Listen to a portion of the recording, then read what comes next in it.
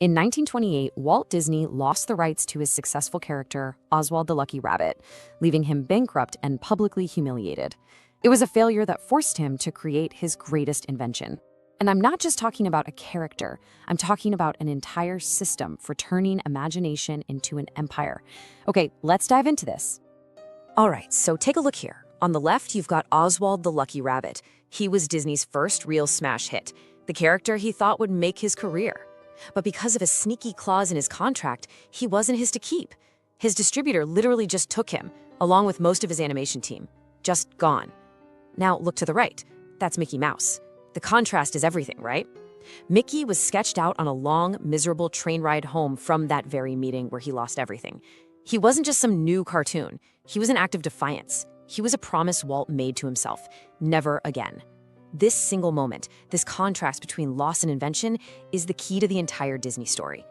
So in this explainer, we're going to unpack exactly how that promise became a world-changing formula. We'll start with the story of the rabbit and the mouse. Then we'll see how that disaster led to a mandate for control. After that, we'll define his core philosophy, the Disney equation, and the brilliant tool he used to make it real, the three-room system. From there, we'll see the result, an empire of imagination. And finally, we'll wrap it all up with your blueprint for creation. Okay, let's go right back to that train ride. This is the moment where everything pivots. You gotta understand, this wasn't just about losing a popular cartoon. This was a brutal, defining lesson in how the creative world really works. You know, on that long ride from New York back to California, something clicked for Disney.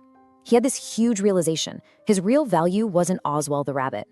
The one thing nobody could ever take away from him was his own imagination. It was his ability to dream up entire worlds, and this is the crucial part, his obsessive drive to systematically execute those dreams. He figured out that an idea is just a spark. The real magic, the real power, was in building an engine that could bring those sparks to life over and over and over again. So that big realization wasn't just a philosophical thing. It immediately translated into a hard and fast business rule. If his imagination was the golden goose, then he had to build an iron fortress around it. A fortress of absolute control, one that was forged in the fire of near total financial ruin. And just look at this timeline. It shows you how insane this roller coaster was. In 1923, his first studio, Laugh-O-Gram, goes bankrupt. The guy was so broke he was apparently eating dog food. Fast forward just 4 years to 1927, and he's on top of the world with Oswald. He's made it, and then bam, 1928. It all evaporates because of a contract he didn't control. This whiplash from broke to rich to broke again taught him a lesson that stuck with him forever. Creativity without control is basically just an expensive hobby. To build an empire, you have to own it all. And that brings us to this. This became the bedrock principle of the entire Disney company. From that point on, Walt would maintain absolute, unshakable control over his intellectual property. Every character, every story, every single frame. It was completely non-negotiable. And this wasn't just about greed. It was about survival. It was about making sure that the engine of his imagination would always have fuel and a clear track to run on, a track that he and only he owned. But here's the thing. He knew he couldn't do it alone. Walt's crazy, bet the farm creative risks needed an anchor. And that anchor was his brother, Roy O. Disney. Roy was the realist, the guy who managed the money. So while Walt was the visionary dreaming up things that could easily bankrupt them, Roy was the one making sure the lights stayed on and the banks were happy. This partnership was absolutely essential. It gave Walt's genius a stable foundation to build on. You could say Walt was the gas pedal and Roy was the brakes and the steering wheel. You need both to get anywhere.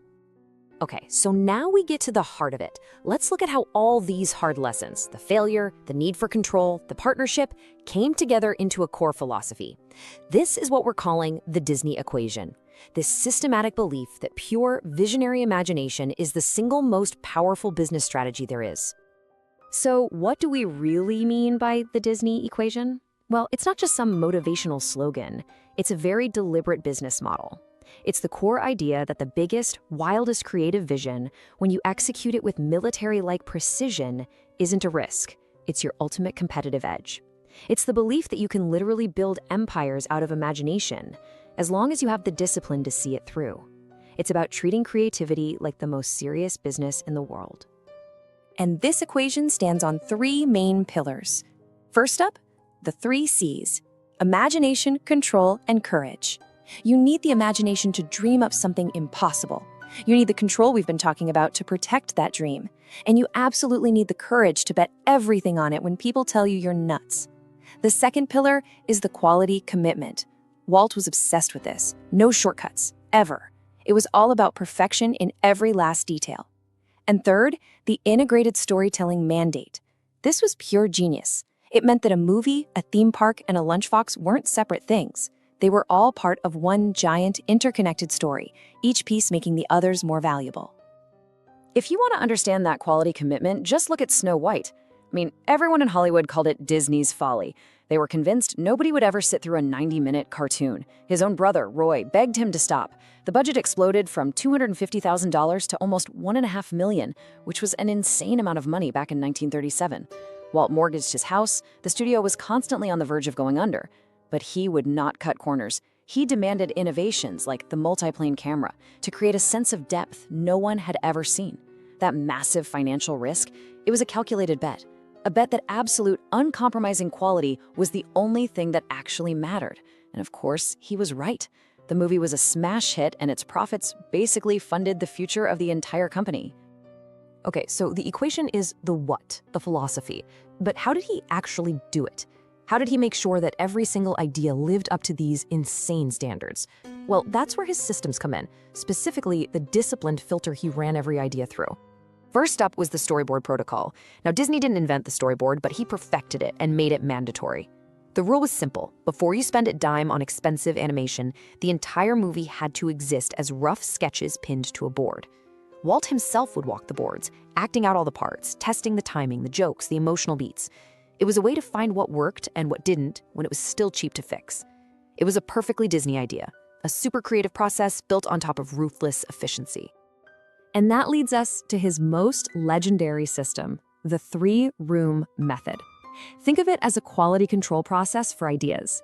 Any big project had to pass through 3 different mindsets, or rooms. In the first room, you're the dreamer.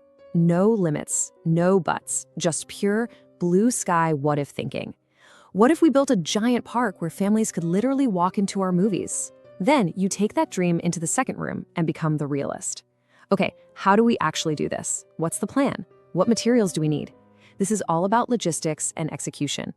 Finally, that plan goes to the third room, where you become the critic. Your only job here is to poke holes in it. Find every single thing that could go wrong. The lines will be a nightmare. It'll cost too much. What happens if it rains? By cycling through these 3 distinct roles, every idea was forced to be ambitious, practical, and durable. So when you put it all together, the Disney equation as the philosophy, and the storyboard and 3-room systems as the process, you get a machine for creating magic on a massive scale. Let's just take a moment to appreciate the incredible long-term impact of institutionalizing this way of thinking. I mean, the transformation is just staggering. Here's a guy who started with nothing, went bankrupt, and had his first big success stolen from him. And from that absolute bottom, he built the most successful and beloved intellectual property engine in the history of the world. It's an incredible story of bouncing back, all driven by the principles we've been talking about. He didn't just create a company, he invented a whole new category of business. So, what was his biggest innovation in business? It was this idea of a singular, vertically integrated empire. He was the first to really understand that movies, theme parks, TV, and merchandise weren't separate businesses. They were all part of one big feedback loop. The movie is an ad for the theme park ride, the ride sells the merchandise in the TV show build hype for the next movie. It's a brilliant, self-perpetuating cycle. He proved that if you control your creative assets with an iron fist, they become a source of basically infinite wealth. And really, this is the ultimate takeaway from his life's work. In a business world that's all about numbers and data, Disney's greatest edge was his unshakable courage to bet on human imagination. He knew, deep down, that timeless stories, told with breathtaking quality, were the most valuable things on the planet. He wasn't really in the movie business or the theme park business, he was in the magic business, and he built a system to deliver it. So what does all this history mean for you and me? It's a great story, sure, but the real value is in what we can learn from it. Let's boil this all down into an actionable blueprint you can apply to, well, pretty much anything you're trying to build. It really comes down to the same question Walt faced on that train. How do you take a simple idea and build an empire around it?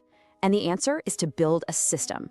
A system that protects your idea, refines it, and helps you execute it at the highest level you possibly can. So here's your blueprint straight from Walt. First, adopt the 3 C's. Let your imagination run wild, but match it with total control over your creation and the courage to see it through. Second, filter your big ideas through the 3 rooms. Be the dreamer, then the realist, then the critic. Give each voice its turn. And finally, demand perfection in the details. Go beyond good enough. Commit to a standard of quality that's almost unreasonable, because that's where the real magic lives. Walt Disney built his empire on one simple truth, that imagination is the blueprint for reality. The Disney equation was his way of turning a devastating failure into a machine for creating stories and perpetual wealth. He shows us that vision alone is never enough.